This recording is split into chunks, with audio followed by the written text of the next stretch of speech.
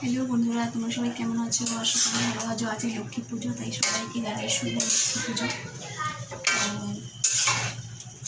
পুজো করছি, একটু রান্নাও করছি। একাতে এদিকে রান্না হচ্ছে তরকারি, আজকে সেই তরকারি হচ্ছে, দেখো।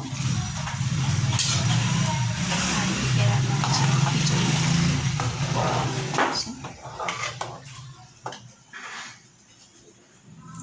সেই দুপুর থেকে লেগে আছি, একটু ভালো লাগছে না খালি করে।